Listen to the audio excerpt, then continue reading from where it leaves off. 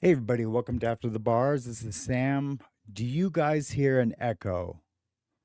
That's what I need to know because I do. I hear a huge echo and it's going to drive me crazy. I have like two mixers and then I have all the phone stuff hooked up and literally I didn't even get done hooking it up. So we're just going to try to take a call here in a minute and we'll just see if it works. But this echo is driving me crazy. So what I might do, no echo. Okay, I can live with echo if as long as it's on my end. And you guys, I'm loud enough. Heck yeah. Let's just see, man. Let's just see if this works, man. This is totally but I got an 800 number, so there's no. I mean, with cell phones now, I don't even know why I got the 800 number, really, because with cell phones now, I mean, we don't pay long distance like we did back in the day. So now that I'm thinking about it, why did I even get an 800 number? But uh, the number to dial in is 1-800-866, or no, 1-866-490-TALK. That's 866-490-8255. So I'll probably do a roll call. Um, this is so. But what's cool is we'll get the kinks out in this show, and then we'll have some amazing shows. I'm going to do this 2 or 3 times a week because why not, right? Why not? And yeah, I'm really looking forward to doing these shows. There we go. I was kind of in your guys' face a little bit. Seems like there's a couple people here. I know Barron has a show right now. I didn't realize that. He's talking about, well, I can't remember what he's talking about. Oh, the exploding mic. Now the mic is exploded. Everyone's putting it out there that the mic did explode, and I don't know, man. I'm really getting to the point where I love everybody, right? I love all the creators. I love their personalities, but it's getting to the point where everybody is putting out these theories, right? Um, like, oh, look, this is that, and over here, the energy from the shirt is doing this, and we have these meters on the shirt, and it says that the sound came from 20 feet to the left, whatever. Um, I just now it's getting to the point where excluding Candace, and the only reason, because Candace is really the one who started this whole thing. So I feel like she gets to go down every rabbit hole. And yeah, you can invite your friends to go down that rabbit hole with you to see what comes up, what bears fruit, what can, when things get debunked, I'm like, okay, now we don't have to worry about that information, fogging up the investigation of the assassination investigation. But all of the external, you know, um, content that's being created, it's getting to the point where it really is just for clicks and views, which is fine. I mean, we're here to entertain you, and if there's value in doing shows where in your heart of hearts that the whole show is bullshit, in your heart of hearts, like, yeah, okay, maybe that mic did explode, or there was things, or not even that, you know, it looks like the mic exploded. Okay, cool, you can talk about that, if but just yesterday, he was getting electrocuted, and then the day before that, it was from behind, and and the neck was an exit wound.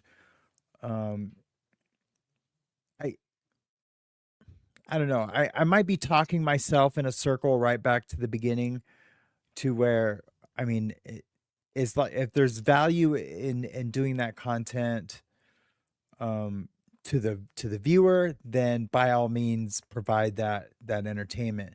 But I think where I'm at is like, my heart has been broken too many times with too many theories, and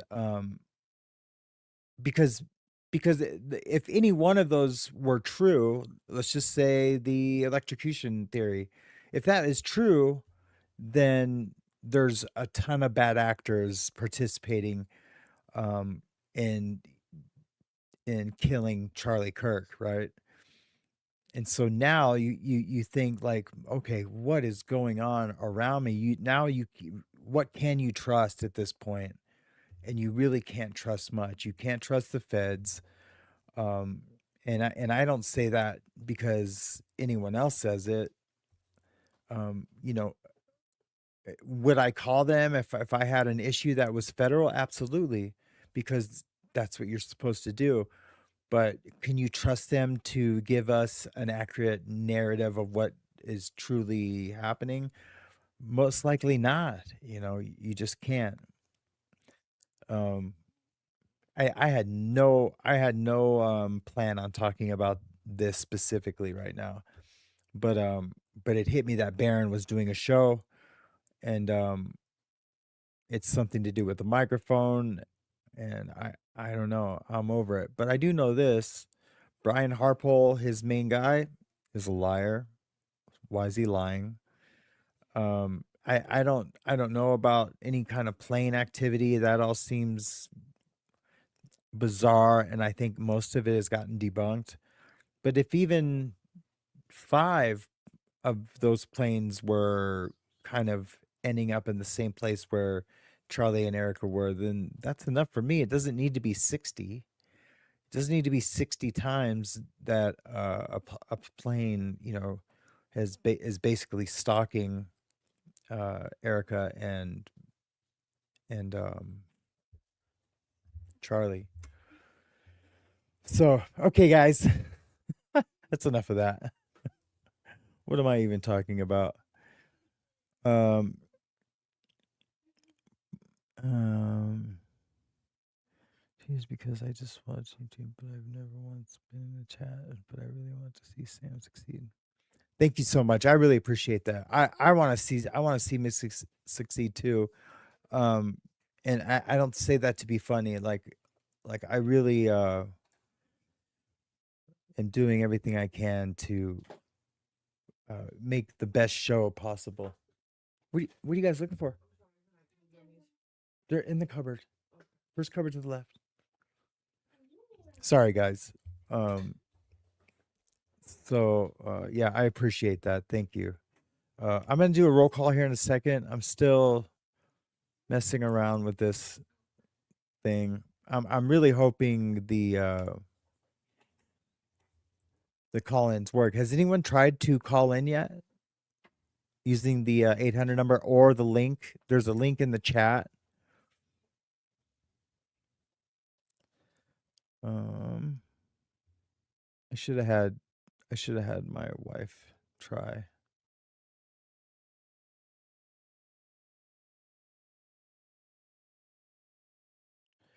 I totally agree. Anna the in Otts. I totally agree. Something definitely bigger is happening. Um, it's just hard to, you know, in the very beginning when it became like it could be two things, like he was shot and then also electrocuted or something like that, or it was something else, before, that's so complicated. That's so complicated. And and the thing is they could have done it, in a Burger King parking lot, you know, and it would have been in and out. The guy would have been gone, never to be found. Charlie would be not here with us. But there has to be a reason to have done it so publicly, and and it's such a big scale, and then to have all those distractions, everything that they did, like the second it happened, there was like what, 6 distractions. Yeah, it's all pretty crazy and heavy. I don't. No one's tried to call in yet. I think I'm gonna use my phone and just test it, but I don't have my phone. I'll use my iPad.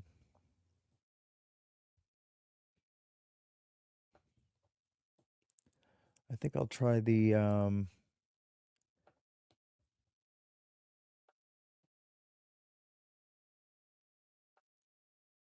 make sure my iPad's turned down.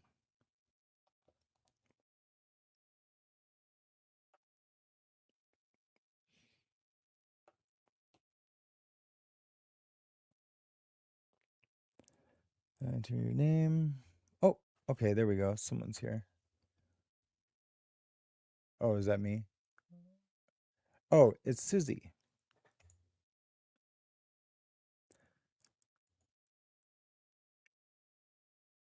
Hey, Susie, are you there? I can't. It's Susie Q3. Hello? Hey, Susie? Sam, where are you? I'm right here. Can you hear me? You can't hear me? Hello? You can't hear me? I'm going to... Yes, I can hear you. Oh, you can? Is there a big delay? There's just a delay. Oh, okay. There's a delay. Dang it. Dang it. That's a pretty long delay. Well, it's good to hear your voice.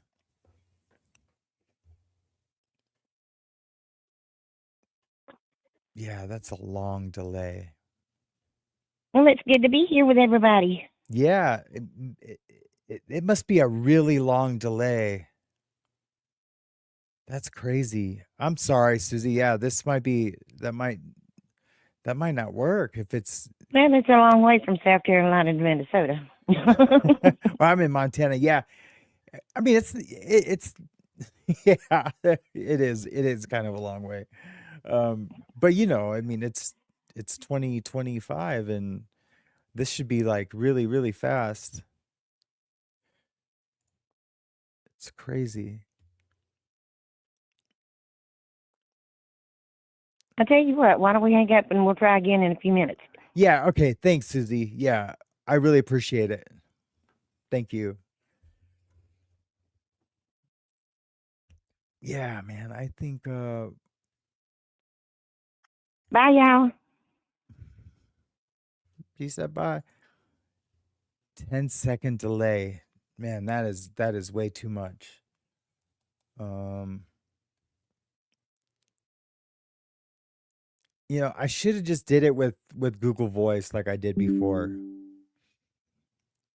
It was a little hectic, but I wanted to set this up so there would be the waiting room, for callers to just to wait and you can hear the show and it's a I didn't know there would be that kind of delay though. So I'm gonna have to figure that out.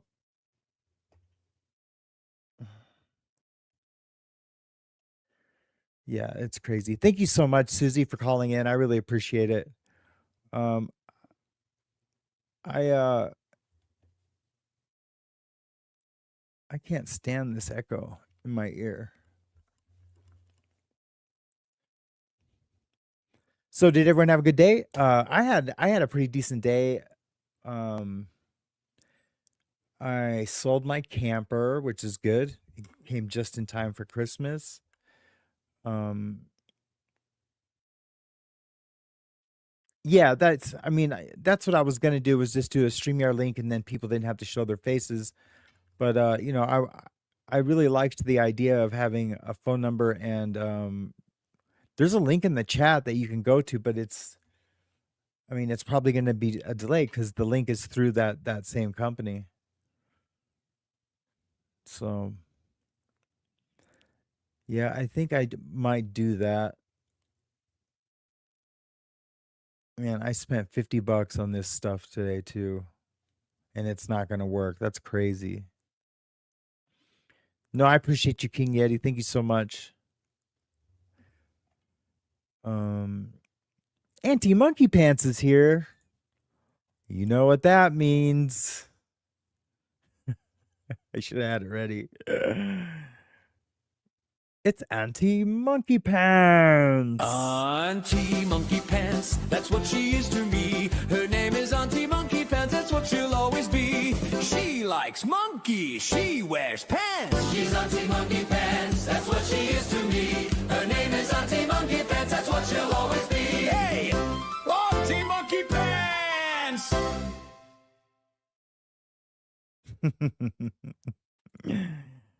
Good to see Auntie Monkey Pants. Let's see who else is here. James Collins Cares. Good to see you. I'm glad you're here. Awakened. Awakened might be here. That she made those messages earlier, but if you are, it's good to see you. It's good talking to you today. Susie Q3, thank you so much for coming in and thank you for testing out the call-in. It's so lame that it's that big of a delay. That is a huge delay. Rosanna Dana, good to see you. Glad you could make it tonight. Auntie Monkey Pants, of course, is here. Anna, they're in is in 4901. Good to see you. I'm just gonna call you Anna. Nada Karen, it's good to see you. Thank you so much. I've been an avid YouTuber watcher for over 2 years. I canceled all my other subscriptions because I just watch YouTube. I've never once been in a chat, but I really want to see Sam succeed. Thank you so much. I know I read that before. I thought I was reading something different. The security team and those involved in the finances TPOSA are the ones that look sus. Yeah, that all looks totally sus. Joe Mama, good to see you, Joe Mama. What the heck? It's been so long since we've seen your mama. I think we're going to give her a round of applause.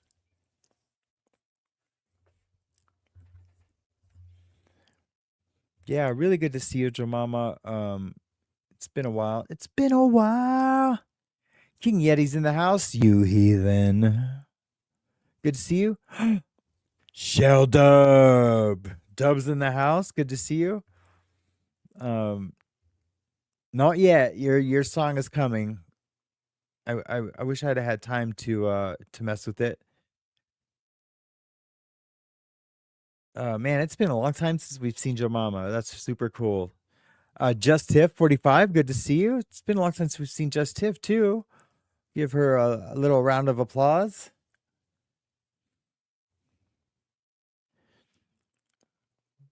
We've really missed you guys. We did a show a few weeks ago where we just talked about a lot of people that weren't here.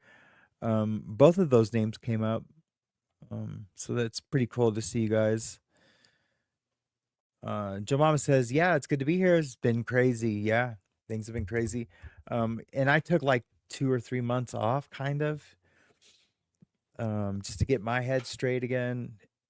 You know, I was kind of in and out of spiritual consciousness, if you will. Yeah, it was things weren't great, you know, just mentally and spiritually things weren't great. But I feel really good and back on track, and my wife and I are getting along really good. So it's pretty awesome. It's pretty awesome. Did you guys see what's his name's speech today? I did not get a chance to watch. I'm sure he didn't say anything that was true or, you know, worth listening to. I would go over and see what Baron's talking about, but that's bad form to at least to do it while he's live. He's got 21,000 people in his live. When I was watching Baron before, it was, I think the most I'd ever seen was 11 people in his chat. When I was watching Baron before he took off, and it's amazing. It's amazing to see his success. Assuming this theory is correct. Now really he wanna walks watch out it. of position. I will suggest this right here, that walk could have been some sort of a sign. And here's why I say that. Here, let's just go watch him for a If you second. go back and watch the whole 10 minutes and 15 seconds of that appearance, I'll give him a. Brian Harpo I'll send him always 20 is in bucks or front of Frank something. Turret. That's his zone of responsibility. That's why I have that Sean Hold on, Ryan guys. show clip pulled up. They are positioned in particular places for a particular reason. Every single person, Brian Harpo tells us, this is his team, keep in mind. Every single person is given a specific zone for a specific reason. Within that zone, he says you see less because if you look up and away and you try to look out into the distance, you see nothing. You see the mountain, but you don't see the details. If you look close to you, if you go person by person close to you, you're able to start seeing things. We're just He gonna just watch left his post. We're just gonna watch him just for a second, and I will. I'll send him an email and say, hey, you know, I was testing out my call-in show, you know, but you know, I only have 14 people to your 21,000. I'm not affecting his numbers at all, but I still I'll make sure I reach out to him and say, you know, hey, we just checked out your show maybe for 10 minutes. Let's the title of his show is "Did Butch Hibbs Arrive with Charlie Kirk's Mic?" If he did, that's huge. He just left his post. I could go back and play that Sean Ryan show interview. Let me show you. I will. I think it's important at this point to do it. I do remember when they put the mic on. I don't remember who did it, but they put the mic on and they were like making sure everything was in place. It looked a little extra to me, and I was thinking that way like the next day. But I wasn't thinking the mic exploded, but I was like, man, they really are like making sure he's okay with that microphone. Super crazy. Oh, bad echo with the audio of the see, damn it. Okay, what I'm gonna do is I'm gonna play it. I wasn't going to do it, but you guys let me know if it disappears. He's talking about the zones of responsibility. So those Hold on. areas of responsibility overlap. They don't go 200 meters out because there's a saying that in these guys I always talk to them about it. We train to it. Is you have your area of responsibility, but if you're looking out all over this, you're not going to see anything. You got to look at less so you can see more. So if you're looking out, you're not seeing anything. You got to look at less to see more. And I've got him on video, and I don't know if you could see it particularly well right there, but I've got him on video seeing more. Like seeing out, seeing less, I guess. He's looking way out at the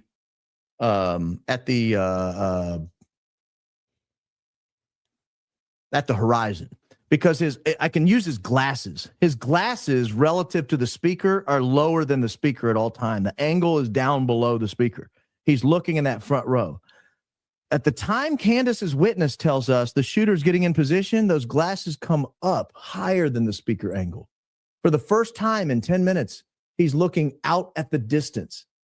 When he does so, he looks back down, sort of looks around at his feet, and slowly makes his way back behind Frank Turek. Not his area of responsibility. If you go back and listen to the Sean Ryan show, I'm not going to do it, but you go back and listen, and he talks about each of them have zones. They each get their own little zone. And the only way you would abandon your zone, somebody else would have to come and fill your zone. He says, I'm not going to fill that guy over there. I'll move to the next person's zone. I'll play it. I'll play it just because you guys better? Deserve this level of critique here. You guys deserve this level of responsibility. Right now, which we'll put one up. I mean, you have this entire venue broken into zones. Areas of You have people responsibility. scanning, different people scanning. Every zone's covered from scanning. Not only do you not just have scanning, you also have I'll be right back, guys. plainclothes security professionals within the crowd. We're all dressed like, you know, we're just wearing regular clothes. We're not wearing suits and Yeah, I guess I meant Yeah, detached not from uniform. the detail. Right. Nobody really knows that they're in the I security mean, they element. look it. They're not, Yeah, you know, they all have the look, right? Mhm. But they're not college kids. But Yeah. they're all tasked with an active responsibility for that area of responsibility. And They're all tasked with an area of responsibility, meaning you're standing in a particular spot, you're looking at a particular zone. You're not supposed to wander behind Frank Turek. and they overlap. Mhm. So those areas of responsibility overlap. They don't go 200 meters out because there's a saying. And we've already watched that part. So I backed it up a little bit so you could see what he was saying there. But this is, I think, evidence that the actors on the stage, those next to the tent that was so creepily recreated at the Amfest, by the way, I think this is evidence that there was some awareness of what was going on up there on the roof. They make this huge deal about how, the Orem police were supposed to have the roof. No, they weren't. No, they weren't. You have one job. When you're a hired security contractor, you have one job. You know what that job is? You leave with your principal alive. He's breathing, his heart is beating. That's your job. Yep. Your job is not to pawn off on the Orem police areas of responsibility that everybody acknowledged they were a little weirded out by when they showed up. The roof is so high, the roof's all over the place. You're everybody's coming in on you. It's all funneled down on you. It looks terrible from a security perspective. They all acknowledged it. Brian Harpole acknowledged it. Frank Turek acknowledged it. They all acknowledged it. So I look at this and I say, okay, assuming it's a setup, again, you have to investigate, assuming these things are what we think they are. Assuming it's a setup, is there some connection between the timing where Candace's witness says the guy gets into place and things happen? James Collins is in the house. Happening on the stage near the tent? Yes. Yes. The moment the guy gets into place is the first time Brian Harpole looks up and slowly slithers back behind Frank Turek. So yes, there is a connection in my mind. There is 100% a connection in my mind. for what takes place there. Okay. I think that's, let me see. Yeah, that's him. That's him. That's him. I got that one. I got that one. I got that one. I think we've rolled through it. All right, I'm gonna leave some of this stuff. I'm gonna roll through some comments and if I have to go through some of this again, this was some dense material. If I have to go through this again, I will. I'll go through it as well as I have to answer the questions. But again, I want to be very clear. I have never, since taking this microphone about this case, accused anyone of anything. What I've done is I've raised questions to the surface so that you, the good folks, who I dubbed investigators yesterday, I knighted you an investigator. You have a phone, you have a computer, you are now duly knighted as an investigator. You're allowed to do FOIA requests. You're allowed to send emails and receive emails. You're allowed to do Google searches. You're allowed to look at plane flights. You're allowed to look at the dimensions of Rode microphones. You're allowed to examine the video. You're allowed to make connections between what Candace said, the timing of a guy getting in position on the roof was with what's going on the stage. You're allowed to do all this. There's nothing wrong with doing all of it. And I would argue it's even more important that you do it, the more that they don't cooperate and the more lies we catch them in. I asked Andrew Colvett a question on Twitter today. Did you lie, Andrew Colvett? Did you lie when you quoted that surgeon the first time? Or did you quote him accurately and now they're calling you a liar and you're rolling over and taking it? One of those two things seems to be true. I'm trying to find a third possibility. I don't know what it is. Yeah. I don't know. Yeah, that's see, now Barron is so big he if he asks those questions, you know, they know he has an audience. He's getting hundreds of thousands of views, and it's important. And you know, he's about to go on with Candace probably, but I think Candace has herself in a little pickle right now, and you know, I don't know. Tomorrow's show is going to be what's going on with Candace and that con man she brought on the other day. I was going to say it before he even came on, like, why is she this guy is lying, why is she bringing him on? But you know, she has more information than I do, and so that I just figured that's why she was. All right, let's just play a little bit more of this and then we'll talk about something else. What it would be. But you're allowed to investigate these things. You're allowed to notice that Butch Hibbs shows up with a square that's precisely, nearly identically the size of a Rode wireless microphone. You're allowed to notice that. You're allowed to notice that he leaves without one. And you're allowed to ask, where the hell did it go? What did you drop off? Was it a 10 of mints? Was it a pack of nicotine? If it was, where the hell did it go? Did you get sick of it in the middle of it? Did you decide you liked bad breath? Did you give up the nicotine in the middle of the performance, 25 minutes between when the picture was taken here and the picture was taken there? You're allowed to ask. We're all allowed to ask. Butch, what was in your pocket? Where did it go? You're allowed to get on the internet and look up the dimensions and go, boy, those do look like the Rode microphones. And you're allowed to say, now, where did Butch Hibbs live again? He lived in Heber City. Is there an airport there? Oh, there is an airport there. I wonder if there's a flight into Nashville on the day the explosive was supposed to be delivered. Oh, looky there. There is a flight into Nashville from Heber City. That's weird. And you're allowed to say, I wonder if there was a return flight back to Heber City delivering whoever it was that came into Nashville back home. And then you say, no, there is no flight back to Heber City. That's weird. Did you move here? Did whoever flew in move? If not, why didn't they fly home? Well, did they drive? Who flies to Nashville from Heber City and drives home? It doesn't make sense. Yeah, some you know, I don't want to be disrespectful to Barron and keep watching his show while he's doing it live. But I'm going to. That's something he would have said. So hopefully he appreciates that if it gets back to him, you know.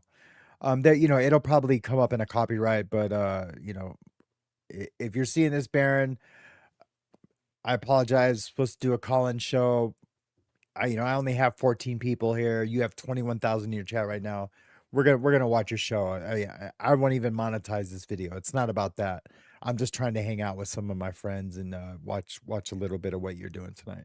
Allowed to notice. We are allowed to notice. That's called investigating. When you notice patterns or pattern disruptions, you're investigating.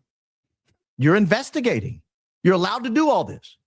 That's not calling Butch Hibbs a murderer. That's not saying Butch Hibbs picked up explosives. That's not saying any Tennessee explosive firm developed explosives that were used at the scene. That's not to say any of that. That's to say, hey, these things all look suspicious when you line them all up together. Is there anything to this?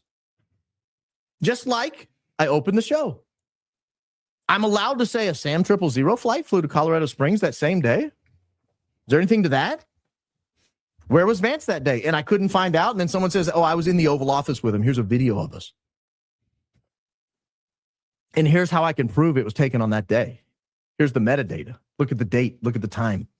It was taken at 2:37 p.m. or whatever time it was. That flight had been gone over an hour. Okay. Sold. You proved it.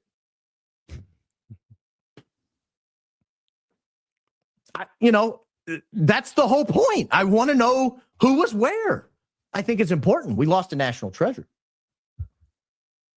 I didn't always agree with Charlie, but I always agreed he was a national treasure.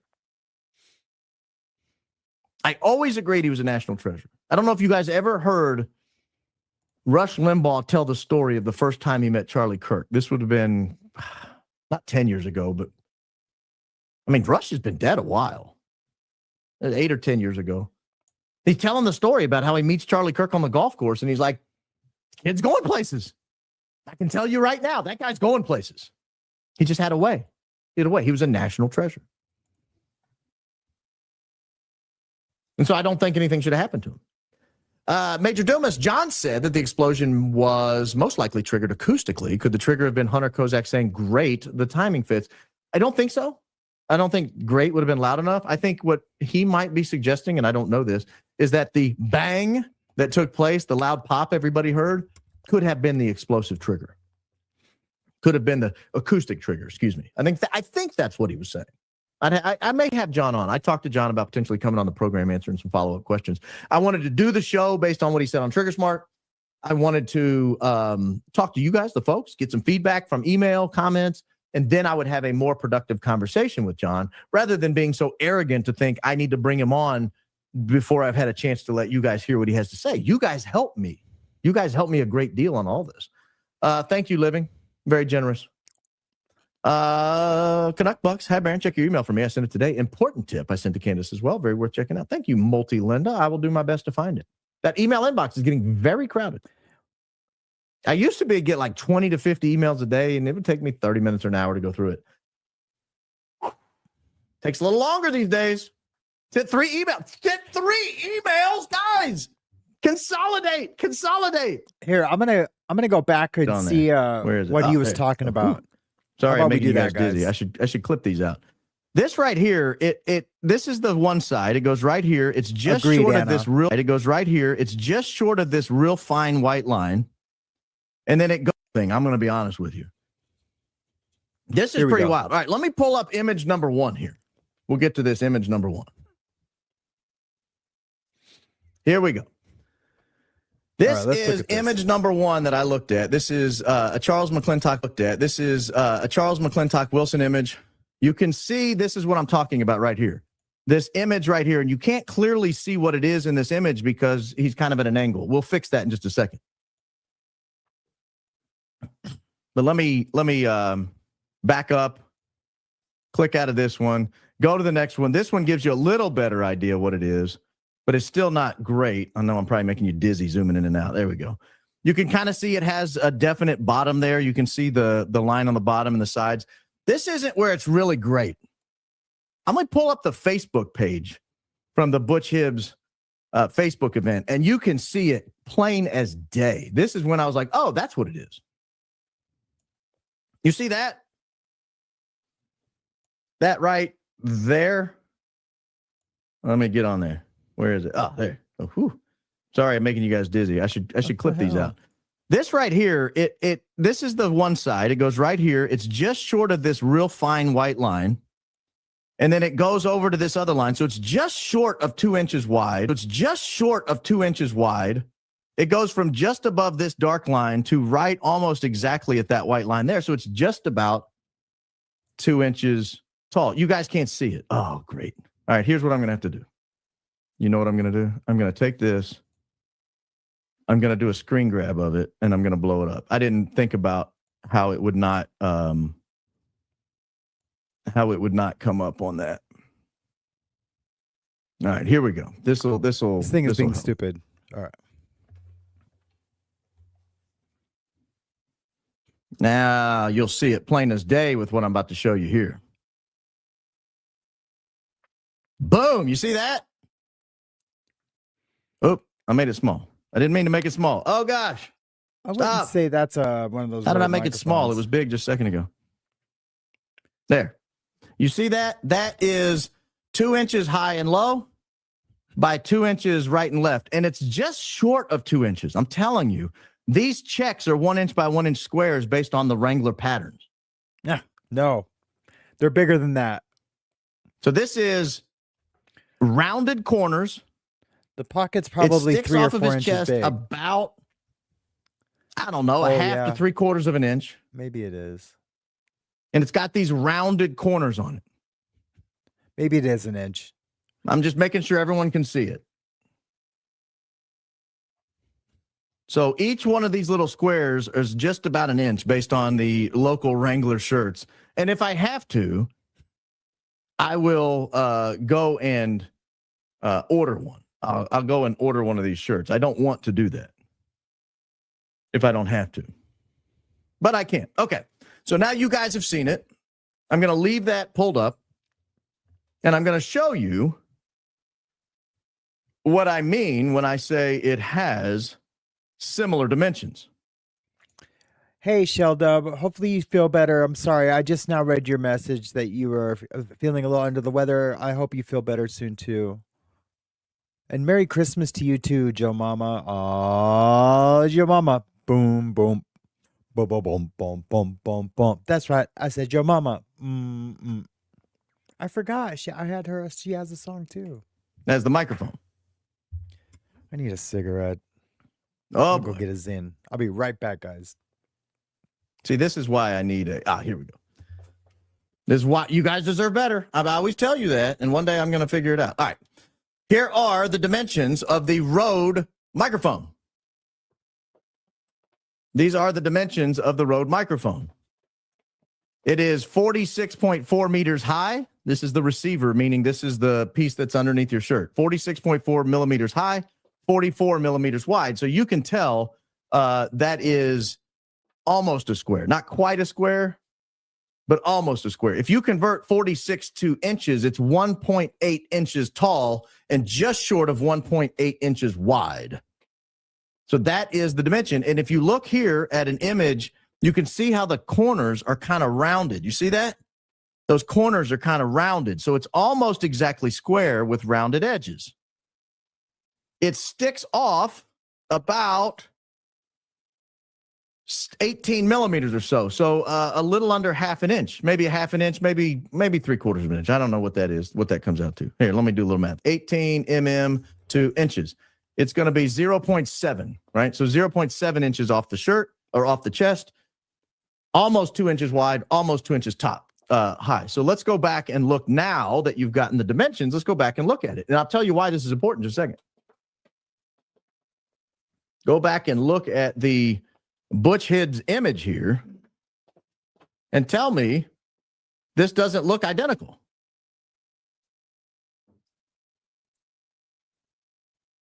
Well, hold on. That's not what I wanted. I wanted this one.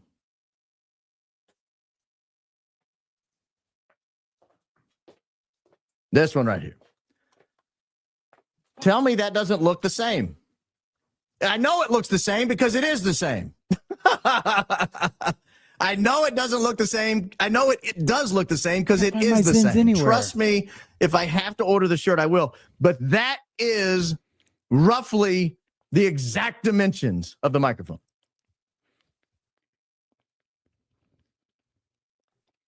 That's roughly the exact dimensions of the microphone. So Why is this important? How did he even get up with this? This is the important part of this. How would a guy like Butch Hibbs even come in contact with this microphone?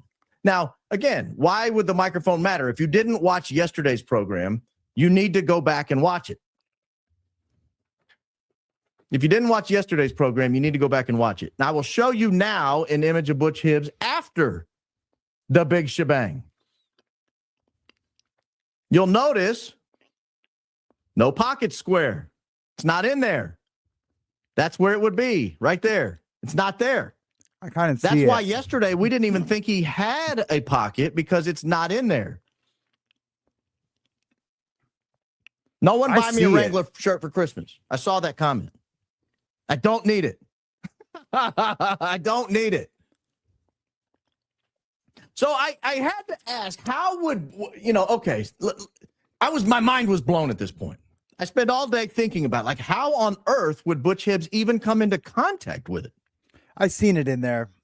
Would he even have been near where Charlie Kirk was mic'd up? Because if you remember, all of the images of Charlie Kirk getting mic'd up were on the left-hand side of the tent, and Butch Hibbs, all the images of him standing there on the right-hand side of the tent.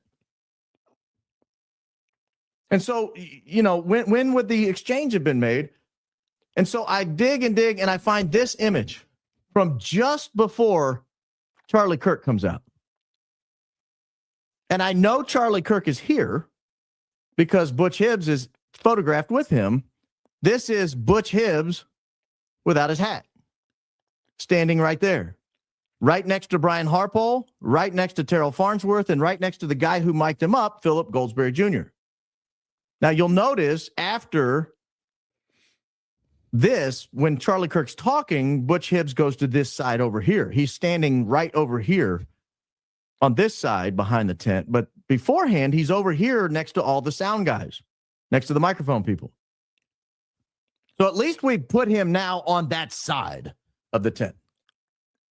So how did, this assumes that yesterday's episode has some merit to it, that the microphone did have some sort of either explosive device or had some sort of, whatever. And for those of you saying Altoid tins, did he throw it away in the 20 minutes between the time we were pictured with him before and after? Stop with the Altoid stuff. He didn't throw it away. That's ludicrous. That's absolutely ludicrous. And I'm not saying he 100% did all this. I'm saying, wow, this needs to be considered. Wow. Yeah, he said he went and measured one of the shirts. I have probably 6 Wrangler shirts that have patterns on them, and they're all real tiny patterns. So, I believe he did that, and it's probably an inch. It's yeah, it's nuts, man. It's really nuts if that's what happened. Wow, this needs to be talked about. Wow, you've got a guy here who has looks like the exact same microphone that might have exploded, and it happens to be in his pocket. And this is not a regular. So stop with the Altoids, stop with the Zens, stop with all the garbage. Unless he threw them away, unless he gets to the arena and goes, you know what? I've always hated Altoids. You know what? The more I think about it, I should quit nicotine. Blah.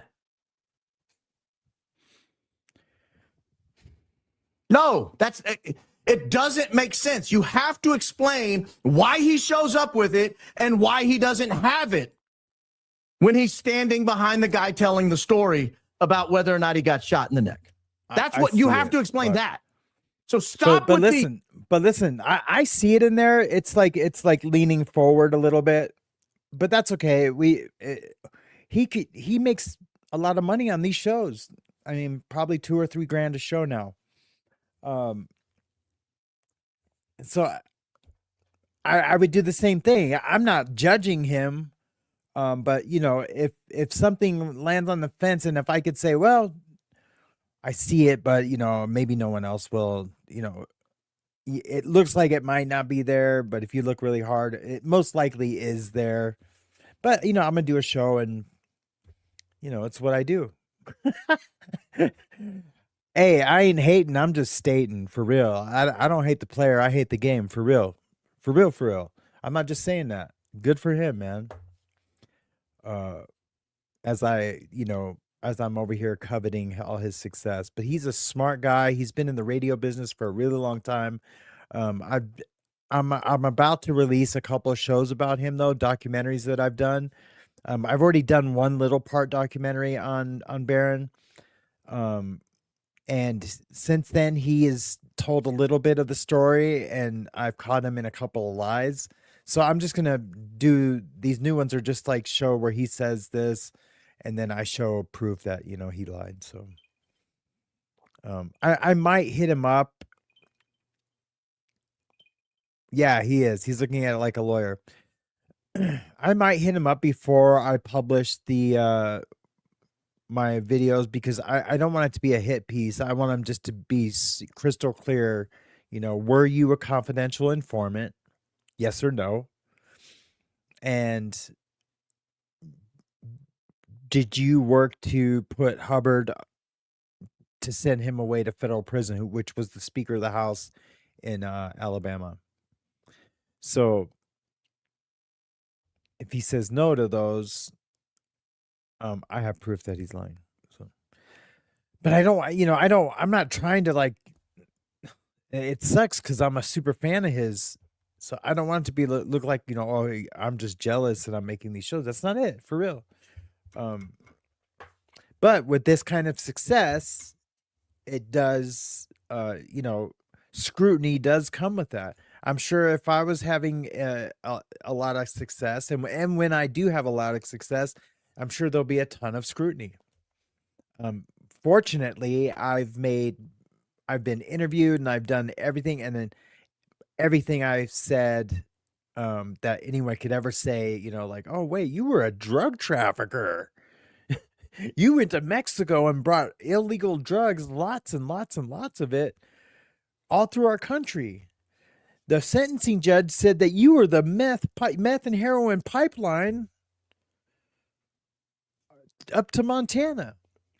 That's all documented about me. So now people can't say that because I've already admitted to it. And I think he should have did the same.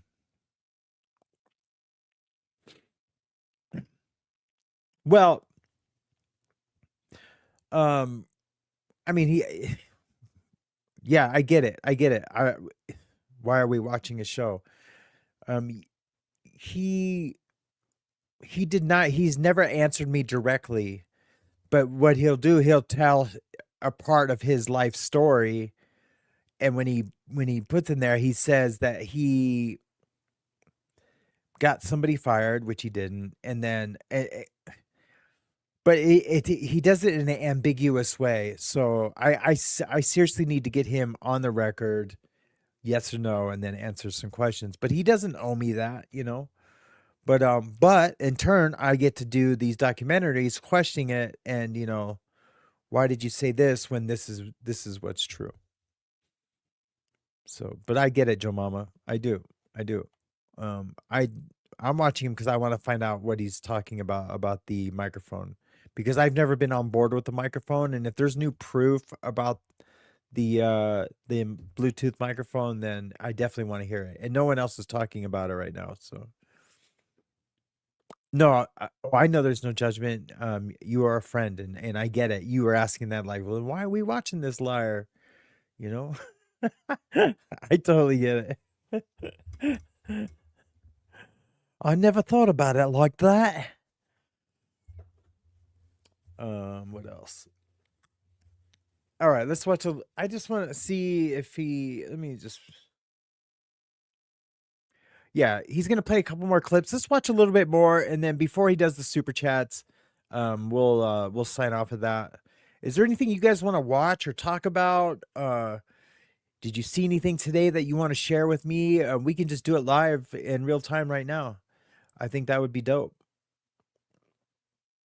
Cheryl Barbero, Banana Phantom for Pharaoh is here.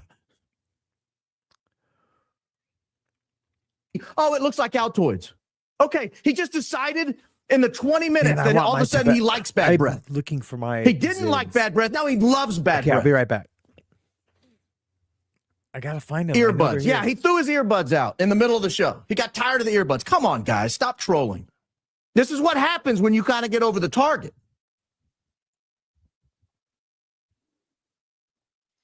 So, again, no one can say definitively, conclusively, that Butch Hibbs absolutely 100% showed up with a sabotaged microphone. But I want to walk through a few things here. I want to walk through something. One thing I want to walk through is a video Blake Bednar's put up, and I'm going to play his version because he slows down Frank Turek's voice at a certain point, and it sounds like Frank Turek is a demon, and I kind of love it. Sorry, that's where we are now. But he explains how Butch Hibbs even got here, how Butch Hibbs even arrived in this entourage. And I want to show you this because it's going to provide background for the next set of facts I'm going to show you, and those blew my mind. I sat here, I pushed back from the table, I put my hands on my head, and I thought, oh, no. Oh, no. You are out of your mind. You are kidding me. So let me play this first, and then I'll get to the you're out of your mind fact. There's a whole bunch of TPUSA leaders there that want to pose for pictures. Charlie graciously poses for pictures. He posed for a picture with me, and we'll show this picture here. This is me, Charlie, and in the middle is Butch Hibbs. That's the brother of Jack Hibbs, Pastor Jack Hibbs. And he came to the event, wanted to meet us both, so we took a picture. I'm sorry, that's hilarious how he slowed him down there, presumably for emphasis, but he sounds like Lucifer himself. He wanted to meet us both, so we took a picture. Yeah, can you? Yeah. Can I turn it up? I don't think I can turn it up. All right, look. It's up as loud as it'll go on my end. This picture was taken maybe 20 minutes before the assassin struck. Now, here's what I want to play about this video. About 10 minutes after the assassination, Butch Hibbs, this guy right here, presumably that's the same Butch Hibbs, now without microphone in his pocket, walks up behind Adam from Life is Driving.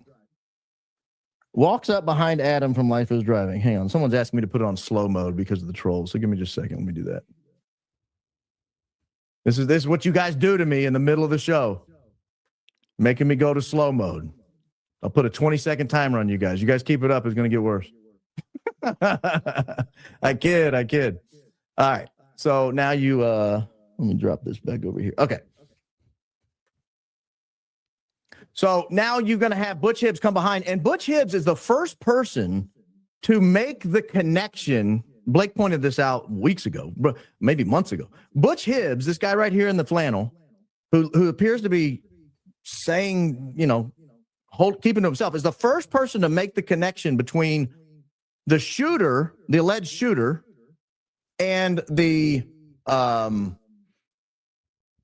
question itself. So I want you to listen to this here. He rolls this pretty quick.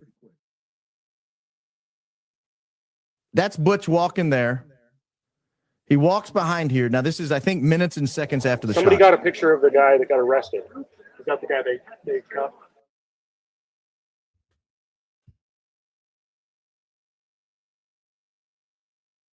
Apparently, I don't know.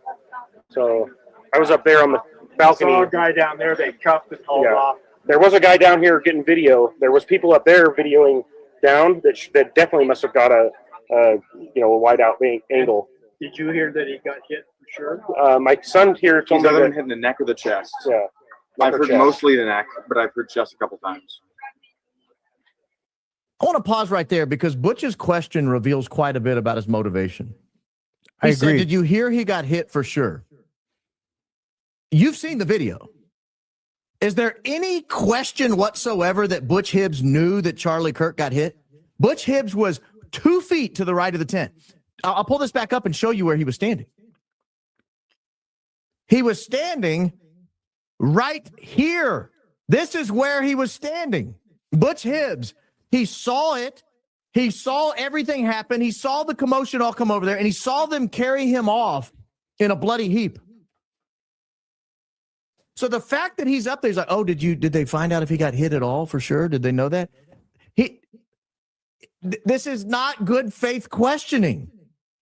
And yes, somebody pointed out, this is the same Butch Hibbs who was talking to the Bush. No, I agree with that. It's not good faith. The question's like, did you see he's trying to feed information with a question? Yeah. The Bush where I believe people were flying drones out of. But I don't want to get into the drone discussion. People get all bent out of shape about the drone discussion. So I've left that largely alone to other people. But I can't think of any other reason somebody would be standing in a bush except to have shade so they could see their drone screen without drawing attention to the fact that they got a giant drone screen. That's the only reason I can figure out somebody would be standing in that bush. But I don't know that there were drones. I'm not getting into that conversation. So that was kind of the giveaway that Bush is not asking these questions. Butch is not asking these questions in good faith. So let's listen to what he says here. I talked to one of the officers. He said he got hit hard. I just pray it's in his shoulder. Yeah. Jeez. That's almost like it was set up because the second speaker was the one talking about guns. Yay for me! Yay, yay, yay!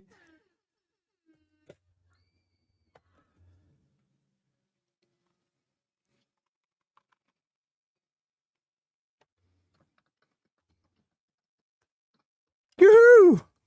Found him! Ha ha ha! Well, I know, but I like him. The next thing you know, Yeah, that must be. you know what I mean? Yeah, that does sound fishy. Yeah, it does sound fishy. It sounds even fishier that he was the first person on earth that pointed it out. This was hours ahead of other people on Twitter talking about, hey, wait a minute. They were talking about guns. They were talking about trans violence, gun shooting. Now, so we've got that out of the way. So we have a picture of Butch before carrying in his pocket something. I just started using them, King Yeti. Yeah, they do too. And I do the cinnamon ones, so they're spicy and but they remind me of the fireballs from, you know where, from college. You know, those atomic fireballs we used to get in college? With the precise dimensions of a Rode Go Wireless 2, Rode Wireless Go 2 microphone. It's sitting off his chest the right amount. It's the right amount wide. It's the right amount tall. We have him wandering around, talking suspiciously afterwards, saying, did you hear if he got shot? That's weird. It was talking about guns, you know. Well, that's weird. And then we have a picture a few minutes later, and it appears. That's amazing. Yeah, man, I've known so many girls that use the Jewels. I started with one of those. It was like a flat thing, but I would go through them so fast, and the battery chart thing would stop charging. And there's no microphone in his shirt. Tobacco injection or whatever. Anymore. There's no box in his shirt, whatever it was. And again, same guy who was talking to a Bush earlier. So I was sitting here to my wife. We were doing this live today. She was in here. I was getting ready for the show. I wasn't sure if I was even going to do a show yet. And I said, based on what I talked about yesterday with the accurate energetic systems, I bet if that payload was an explosive and Butch ended up with it, I bet Butch was there to receive it. And she was like, what do you mean? I was like, well, think about it. I bet you in Nashville, I know Butch lives in Heber City. I know that from his Facebook post. I said, wouldn't it be weird if there was a plane into Nashville from Heber City on the day the accurate energetic systems contract was delivered? So let's review that real fast, just for those of you who don't know what we're talking about. I don't know what he's talking about. This is wild, let's guys. review it. This is freaking wild, what I'm about to show you. So this is the list of awards to Accurate Energetic Systems. This is a high explosive manufacturer in McEwen, Tennessee. It's outside of Nashville, about an hour, give or take, west of Nashville. These are a list of their contracts. You can come over here and see the amounts. Some of them they get pretty small. as far as defense contracts go, but some of them are pretty healthy. That's you see well a put, brief Anna. description. Anna says there are too many disbeliefs to suspend for this one. Agreed. And I love that little puppy right there. Look at his face. I love it when they just have one tooth that comes out. It's so cute, man. I love little dogs. Different types of charges, different types of kits, yada, yada, yada. The one we're looking at is this $400 and something thousand short-term contract. It's this one right here. So I will pull that up and show you the details of this because I think this is pretty fun, pretty fancy. As you know, Brian Harpole told us via the Sean Ryan show that he started planning in earnest the Charlie Kirk event on August 24th. That was a Sunday. I suggested perhaps he meant August 25th because who starts working on Sunday? Demons, I guess. No, I'm just kidding. Well, maybe. So he starts talking. He's saying, well, we started in earnest on August 25th. That Sam 000 flight, for example, was August 25th. And so I told my wife, I said, I wonder if Butch came to Nashville, like if he ended up with the microphone, did he come to Nashville and pick up the payload? Like where would we even begin to find that? So I was like, well, let me look up all the flights that came into Nashville that day. Actually, I started the day before. Maybe it was done on August 24th. Well, let's see. Let's check it out. Hey, guys, and then after this, we're going to do the history of After the Bars. I'm going to show you guys just some different videos. We're basically going to surf my homepage. So I go to Flight Radar. I look up all the flights on August 24th. I see nothing. I look up all the flights on August 25th, and I'm looking at a little private airport, not B&A, not the big airport, but John Toon. This is where the rich people fly out of. Let me see here. I don't want to run it away here. All right. So this is John Toon Airport right here. I go to the earlier flights. Oh, hush. Hold on. I've messed it up. There we go. I go to flight history. I go back to August 25 because this is how I did it. And I think it's just, you got to start an investigation somewhere. Let me just see if there's a Heber City, Utah flight into Nashville because that sounds pretty rare. Check that out. Do you see that? Oh, I've lost it again. You can't blow it up because of the program. Oh, great. Trust me, it was there. I'll redo it here. Oh, gosh, I've made it entirely too large. There we go. This is August 25th. This is a Heber City flight landing. Right there. That's Heber City. That's a private jet. It's got the call sign and all that. I looked up the ownership of the flight. It's out of it's a private company out of Wilmington, Delaware. But that's it. It's a Heber City flight into Nashville, Tennessee. I'm going to stop trying to blow it up. I didn't realize this was so finicky. There, it's as big as you're going to get it. I keep trying to blow it up and it just doesn't work. But that's it right there. Heber City comes in on August 25th. This is the day the explosive is ready to go, according to the contract. This is the day it has to be delivered. Now, you would think that's weird enough. So I said, okay, let me see if I can find his flight back. So I go to all the departures. I'm going to pull this down because I don't need to show you. I can't. It's hard to prove a negative. I start losing faith in my theory because I can't find a flight back to Heber City. I'm like, the guy flew in. In my working theory here, you pick up the package, you jump back on a flight, and you go right back home. Man, I looked through all the flights that day. I looked through all the flights the next day, the next day, the next day. I go to B&A, the big airport. Maybe he drove across town and flew out on a commercial jet. Did I find anything? And then it dawns on me. You know why I can't find a flight back to Heber City out of Nashville that day or the next day or the next day? A, because Heber City gets almost no traffic. A tiny little dinky airport. But if I'm right, and he's picking up a payload, an explosive payload, it is illegal at that point, and it's very dangerous to get on a flight with it. You've got pressure situations. You've got all kinds of electric things. It is illegal. There are federal laws that say you can't get on a commercial jet with a explosive. In Heber City's 5 times a day here. I'm just telling you, I look at this and I think, yeah, it's possible that this is all just some weird coincidence.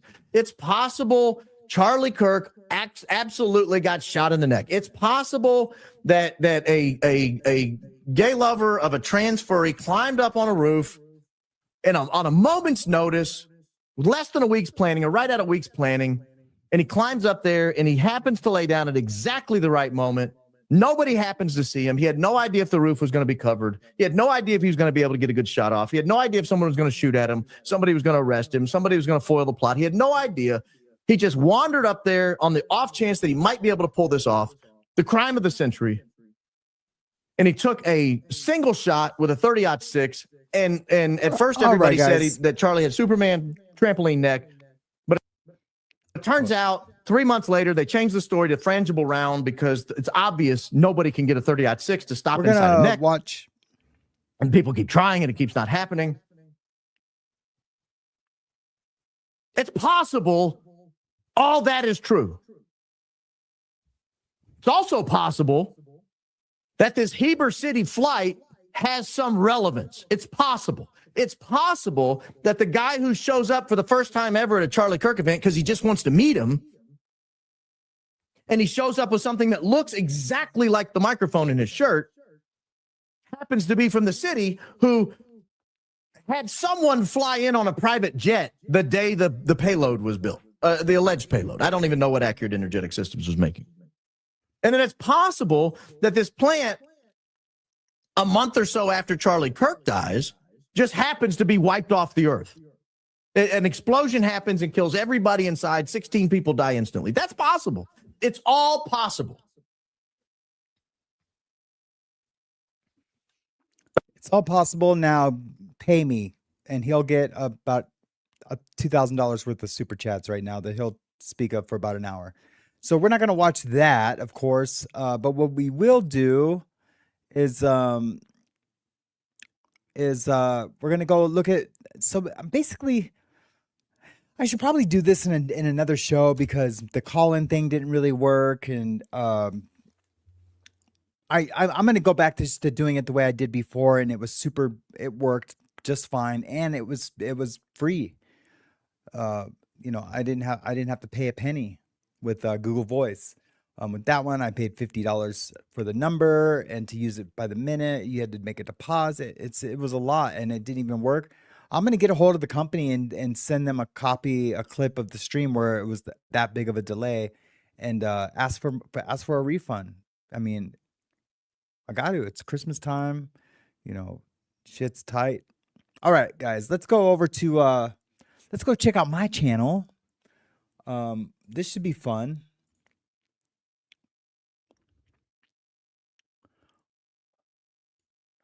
So, for those of you guys that weren't with me in the beginning, I used to have a co-host. I used to have a friend named Tommy. We're no longer friends. He ended up being a con man, and so I had to boot him from the show. But this was our brainchild. I wanted to do a morning show. I talked to Tommy. He was like, "Yeah, let's do a morning show," and I called it Morning Mayhem. And then we're going to watch a little bit of the first show. It was pretty cool.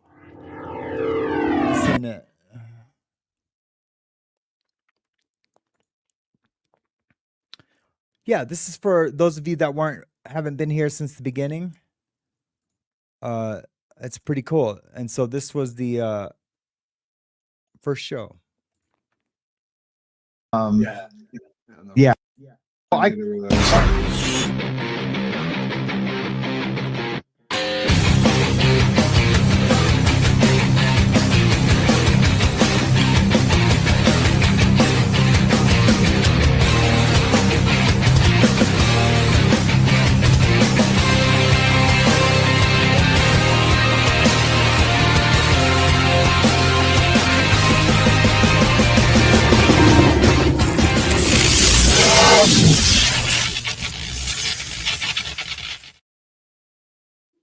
That was badass, dude. You gotta love that. Welcome to After the Bars Morning Show, people. What's going on? How you doing, Casper? Dude, I'm doing amazing. I was Dude, up that kind was of amazing. Thank you. Yeah.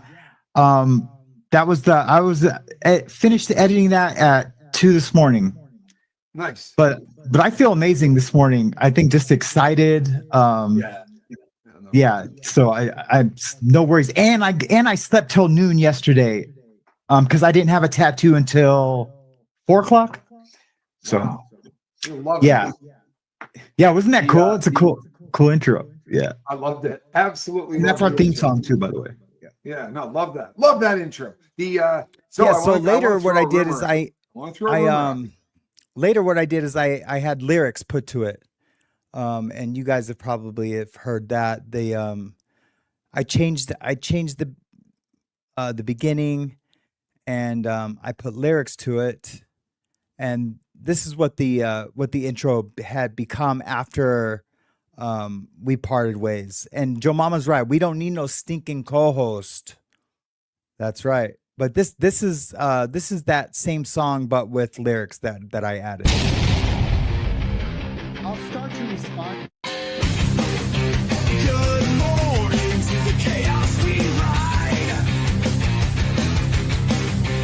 So when I get texts, my own ideas.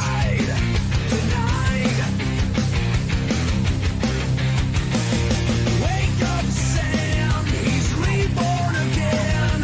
One step forward from where he's been.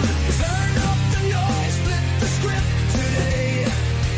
Lights on, Sam. We've got dues to pay. A world on fire, but the winds still blow.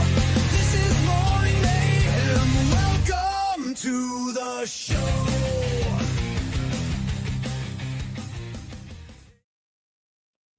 So yeah, so that's what it became. And the way it all went down was pretty crazy. His girlfriend had a secret recording and she called it the Long Con. And it was nuts. And so I was there for support for her when she did put out that video, because she was scared. She was scared that he was gonna hurt her, which I told her he wasn't. And yeah, it was super nuts. And he ended up moving to Ecuador, I think. And I guess now she's gonna move. They broke up, and they hated each other supposedly. But there's some of us here in the community at the time that's like, no, they're gonna get back together. And sure enough, they did. They got back together, and now they're doing their cons, out of the country and wherever. They're still on YouTube. But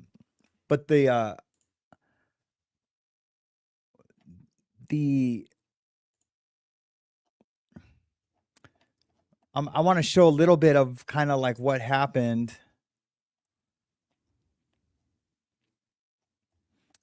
Yeah, it was nuts. I did a video called Happy Monday. This wasn't the long con, it was the long weekend. It was super, super long weekend. And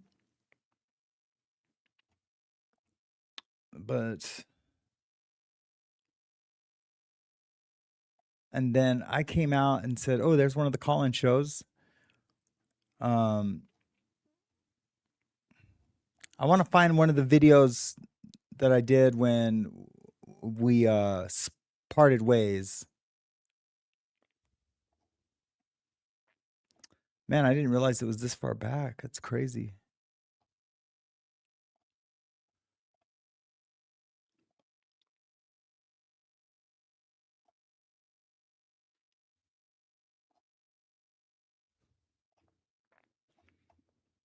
Did I pass it? Oh, yeah, I way passed it. My bad.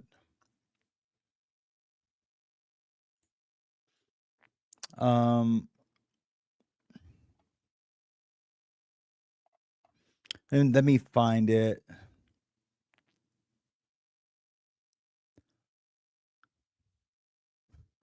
Yeah, so I ended up doing a week by myself, and Tommy was missing in action. My co-host, he was missing in action.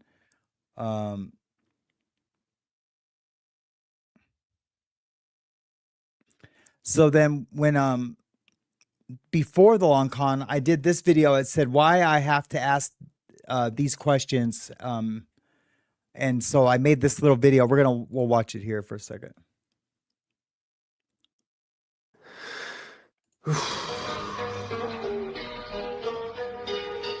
Morning mayhem, Tommy and Casper's live. Dodging bullets of our past, now we strive. Recovery mode, ex-addicts unchained. Current events laced with the scars we gained.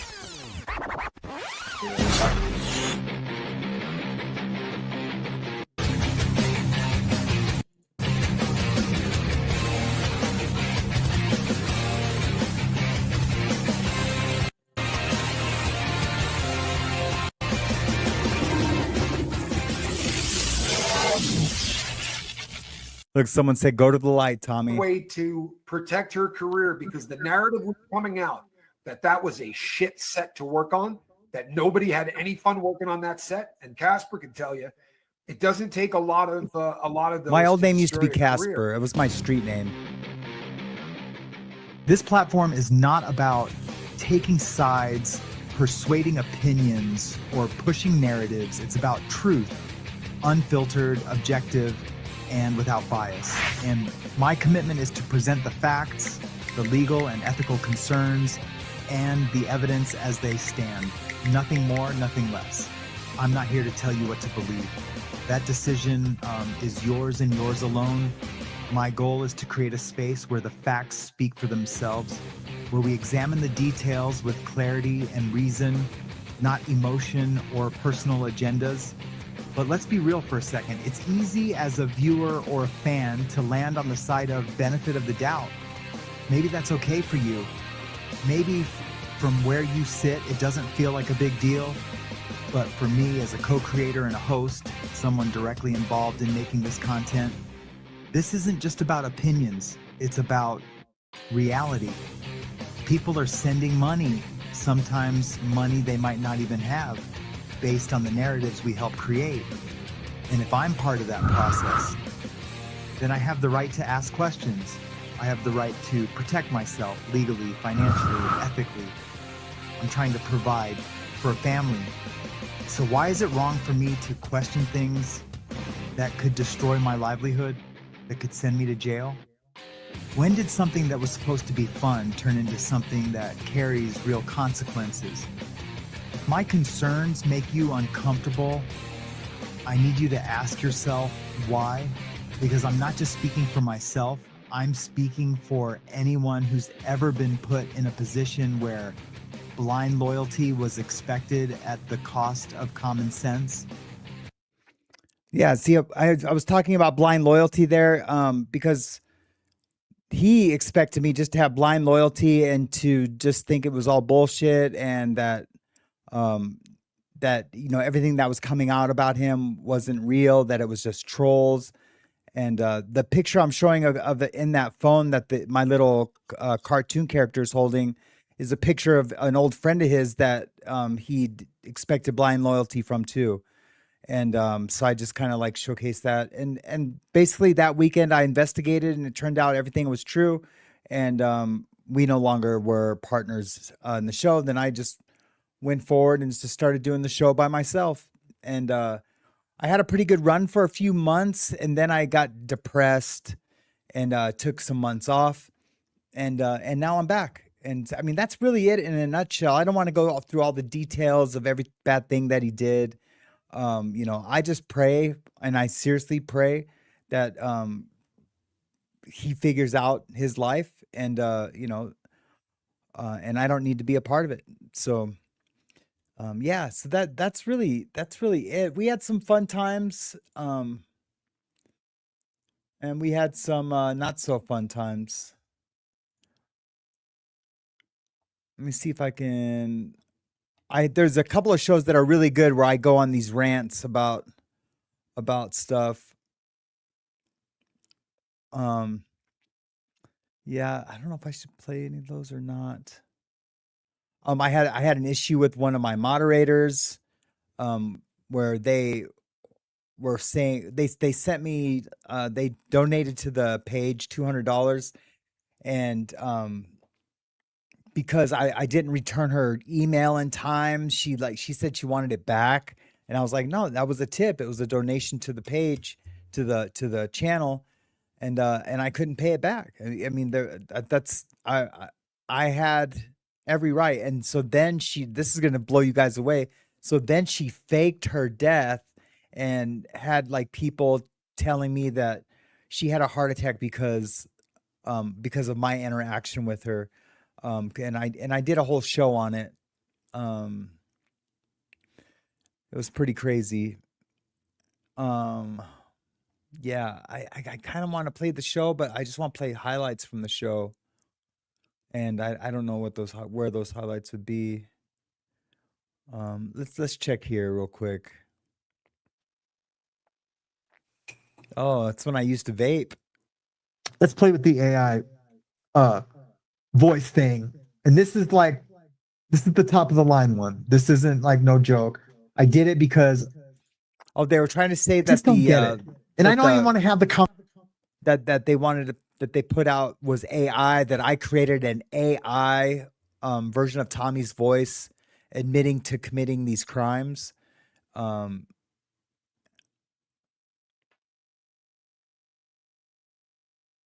then here's people were asking me to unblock people that had been blocked, not on my show, but on his show, because I was a producer on his show, and I never blocked anybody. So I was like, I never conversation. I don't want to get it. I don't want to get it. Like I truly believe you're evil, bro.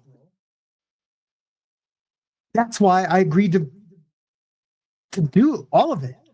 I truly believe you're evil.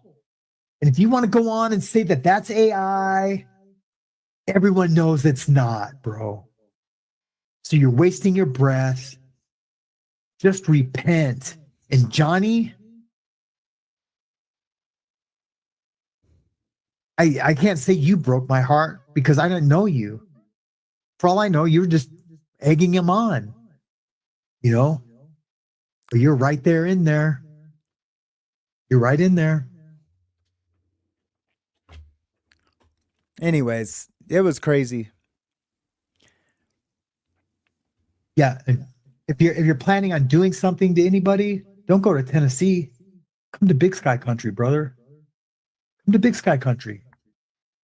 Yeah, he wanted to pretend that he was gonna go and hurt people, and I was like, come with it, man. Come to Montana. Because I got something for you, bro. And it ain't a gun. It's none of that, dude. It's none of that. Yeah. I'll give him a fair fight. I love Rec. But anyways, yeah, it was a lot of drama. It really was. And so then the concern was that, it was going to become a drama channel.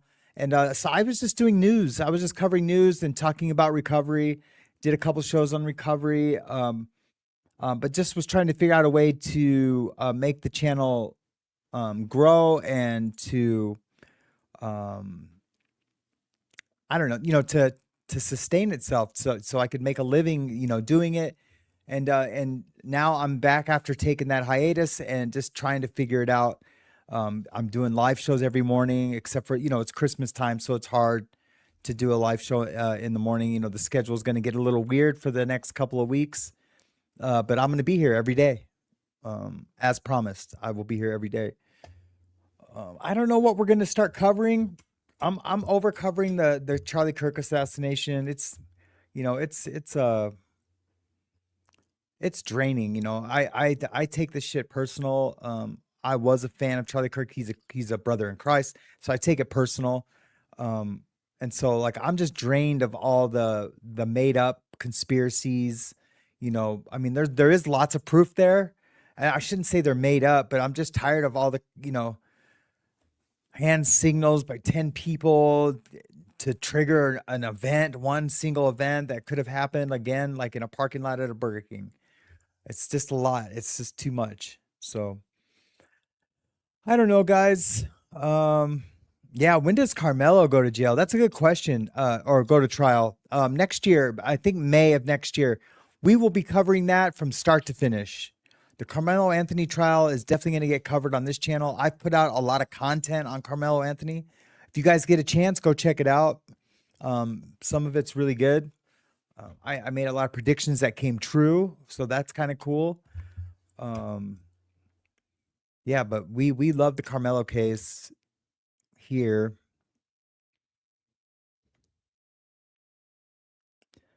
Who else is here? We are at the Village. Good to see you. Thank you so much for being here. Susie, how are you doing today? Good to see you. I wasn't a fan, but his killing was awful. Yes, absolutely it was. Michigan girl nails it right on the and that looks like Nana of 2, but I'll keep a secret. Michigan girl 78 says they're both awful people. They are. They're super awful people. Susie Q says, yeah, I remember the moderator situation. It was bizarre, right? I'm sorry, and Anti Monkey Pants, not Susie Q. Anti Monkey Pants says, I remember the moderator situation. It was crazy. It was totally crazy. But look, it's Auntie Monkey Pants. Monkey Pants, that's what she is to me. Her name is Auntie Monkey Pants, that's what she'll always be. She likes monkeys, she wears pants. She's Auntie Monkey Pants, that's what she is to me. Her name is Auntie Monkey Pants, that's what she'll always be.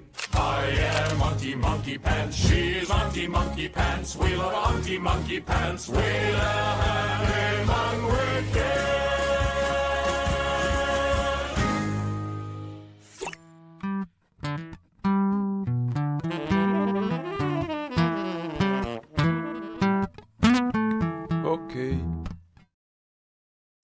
Okay.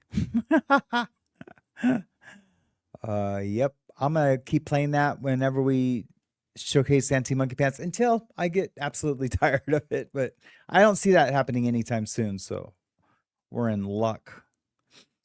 Hey, Awaken, good to see you.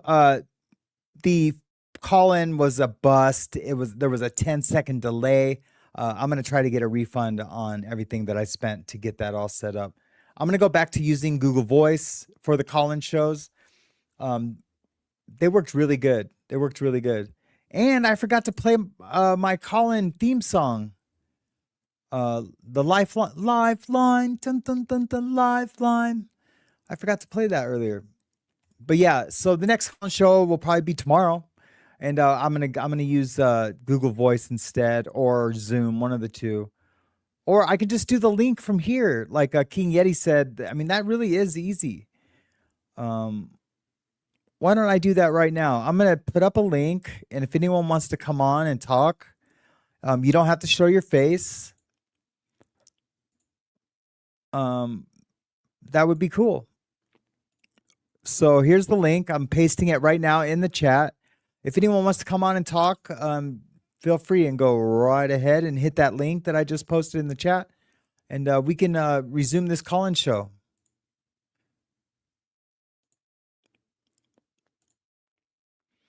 Because yeah, 10-second delay, we can't. It was too much. It really was.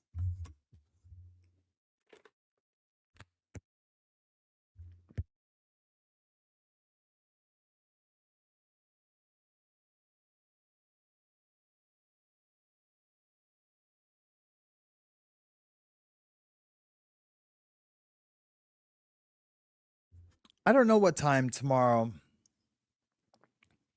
because I'm selling my camper tomorrow, so I have to deliver it, and I don't know what time that's going to happen. So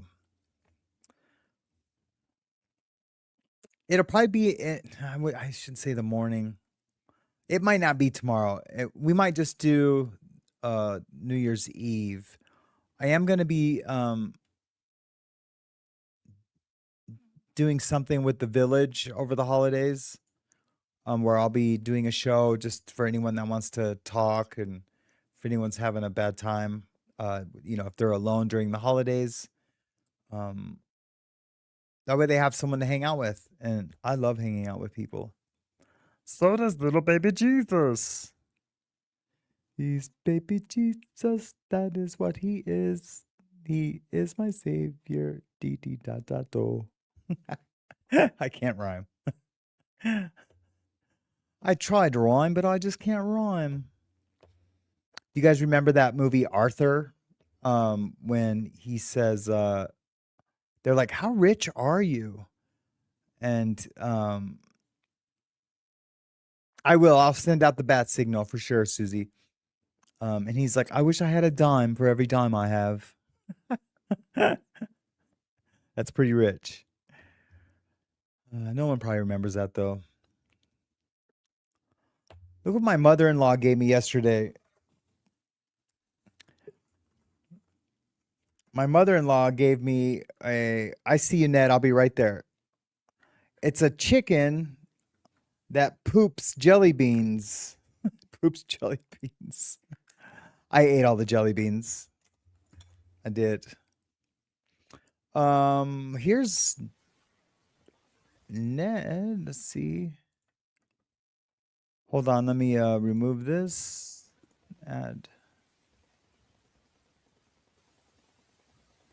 For some reason, it's not adding. Let me go over to here. There we go. Ring, Hey, ring, Ned. ring, ring. Yeah. Hello, you have reached after the bars. Yeah.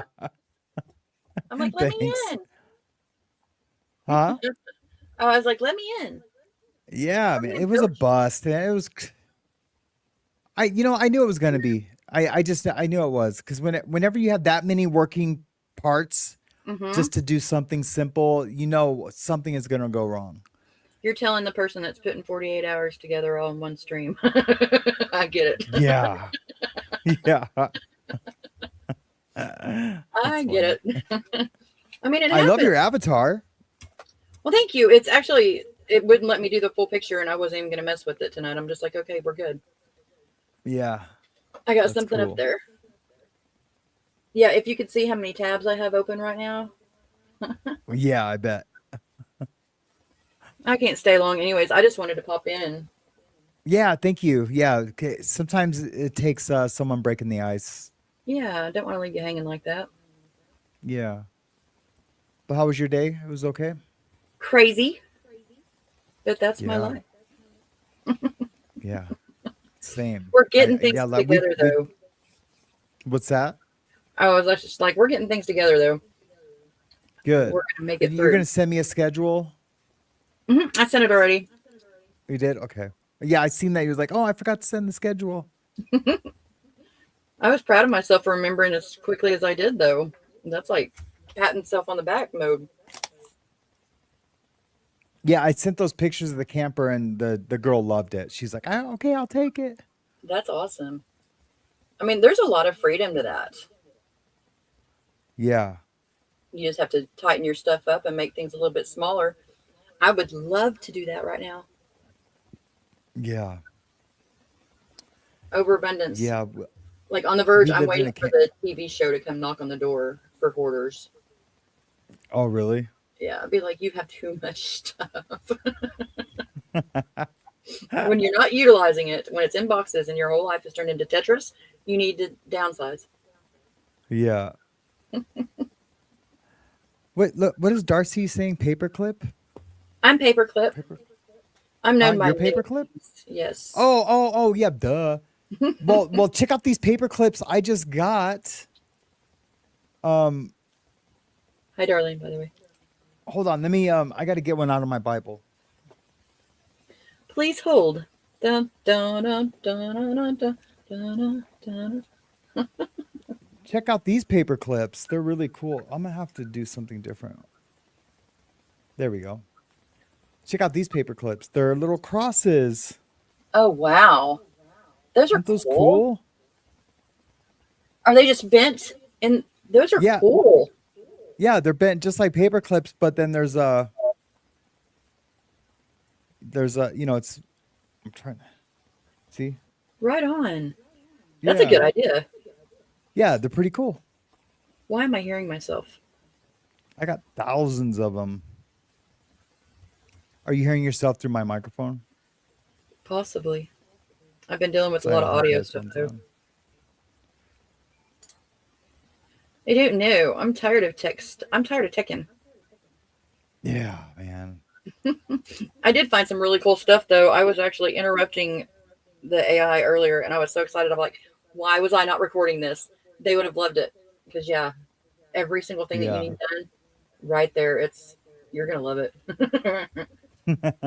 Cool.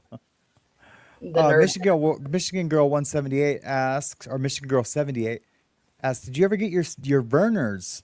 I did not ever get my Verners. And that bums me out. I tried a ginger ale the other day. That was ginger ale and mint and lime or something like that. And it was really good. It was really good. But it wasn't Verners, man. I try to be up on things, but I have no idea what that is. Yeah, I was just gonna explain. It's a Michigan thing. It's a soda that they sell in Michigan, and it's called Verners, and it's really popular. And it's so popular there. I don't understand why it's not anywhere else. I think I've heard Jen talk about that. Yes, Jen and I had a conversation about it. Hold on, real quick, guys. Hey, hon. Hi. Do you want to send me like 30 or no? Well, I mean, are they? Yeah, I can. All right. Love you too. Bye. Send our love. The wife's shopping, so I'm gonna send her $30. That's about what I have. I was like, oh, okay, I'll just send it. It's Christmas. Going out this close to Christmas. She is a braver woman than I am. Oh man, Hazley and I went to Walmart yesterday.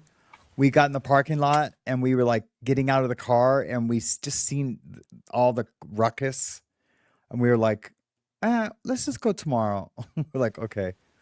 Oh man, yeah, it was. I mean, it's the Sunday before Christmas, so it was packed. I don't miss it. I don't ever go out anyways, period. But I don't miss, especially this time of year, going out. Yeah. It's crazy how it's supposed to be like the most jolly time of the year, and you see more mean, angry people. Yeah, people are heartbreaking. Yeah. I don't know how I'm gonna do this. I'm gonna do financial tech. Get your tech here. Yeah. Well, I'm going to go ahead and get off here. I just didn't want to leave you hanging on anything. So. Okay. Well, thanks for stopping in. You're very welcome. And I will talk to you later. I would definitely reach out to me if you can, if you get a chance, because okay, I will. I'm gonna look at the schedule and then I'll reach out to you. Right on. We can do a call-in show then too, because I think I've got all the capabilities to do that too. Oh, okay, cool. So, cool. Yeah. All righty. I'll holler at you later. All right. Okay. Love you. Bye. Mwah. All right. That was Awakened. Thank you so much for stopping by. There's no one else here in the waiting. It's crazy. There's like 17 people watching right now. And oh yeah, also guys, if you can hit the like button, it helps get the show out into the algorithm. When I was doing the call-in show before, it was about 100 people that were in the chat, and it was still hard to get people to like call in. I really do think you have to have thousands of people to really have like a successful call-in show where the call-in is the actual content. But we did pretty good when there was like 100 people in the chat, with people stopping by, calling in, and it was pretty neat. I did a little bit of counseling with a couple people. That was super cool. And then, some people just called to say hi, and it's good to hear people's voices, that, you've been live chatting with them for a long time, and, it's just good to hear people's voices that you care about. It's almost weird because, with the parasocial relationships that you have here on YouTube, you desire more, because it's really just this, but you desire more. Just like if you came to see the show on what I'm going to talk about, or, express or whatever, I desire the same thing from the viewers. I want more of an interaction, and it can be a lot. But I'm sure there's healthy ways to do it, and I'm trying to figure that out. Yes, I am. But guys, hey, no, hold on. I'm not gonna go. Let me. I just have to do this.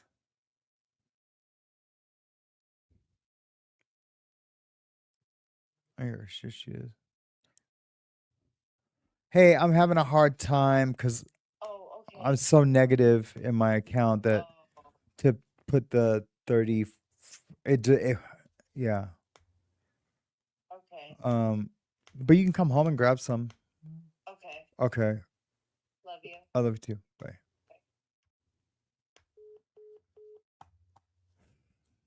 Anyways. Meets, like Google Meets. Yeah, it is good. It is good to get to know each other more than just text. But I guess, guys, that's it. I'm gonna take off. I'm gonna do a show that's actual content where I'm gonna have topics tomorrow. And then I probably won't do the call-in show tomorrow. I'm kind of over it right now. But yeah, let's meet tomorrow. I'll have some topics for us. We can do a little recovery portion also, and we'll just take it down to get it back to the basics. Thanks guys for coming out tonight. I love doing these later streams. I really do, because I get to play all my little. Welcome to the After the Bars podcast, and this is Late Night Mayhem with Sam Yarbrough.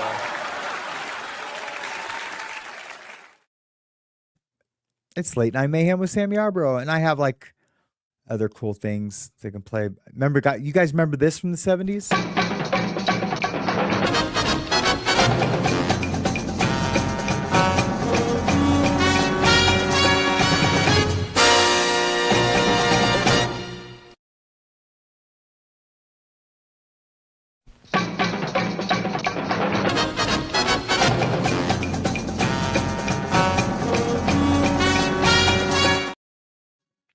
Yeah, so I get to play all my little fun things. But I don't even know what I'm talking about anymore. Okay, guys, I'm gonna take off. Sorry the show sucked, but I love you guys, and the bright side was I got to see you guys and hang out with you guys today.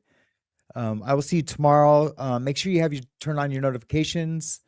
I promise the show tomorrow will be wonderful. Remember, be kind to each other, and most of all, be kind to yourself. Mahalo. Stay loud. Don't be woke. Stay wild. Stay awake.